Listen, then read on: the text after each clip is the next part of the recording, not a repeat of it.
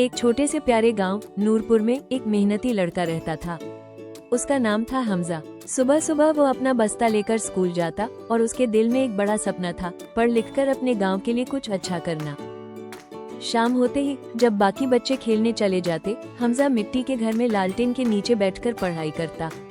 उसकी माँ चूल्हे पर खाना बना रही होती, लेकिन हमजा की आंखों में सिर्फ एक रोशनी जलती थी, सफलता की। कुछ लोग उसकी लगन पर हंसते, कहते, अरे हमजा, इतनी मेहनत का क्या फायदा, यहाँ तो सब खेती ही करते हैं।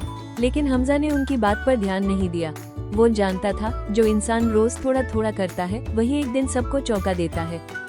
एक दिन शहर से एक अध्यापक गांव आए। उन्होंने देखा कि हमजा खुद भी पढ़ता है और दूसरों को भी सिखाता है।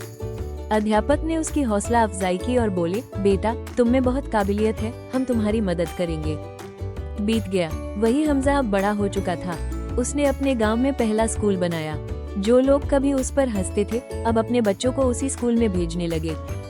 एक दिन एक छोटा बच्चा हमजा से बोला, हमजा भाई, आप ये सब कैसे कर पाए? हमजा मुस्कुराया और बोला, बेटा, जो इंसान रोज थोड़ा थोड़ा मेहनत करता है, वही एक दिन बहुत आगे निकल जाता है। यही है मुस्तकिल मिजाजी की ताकत, यानी निरंतरता की शक्ति।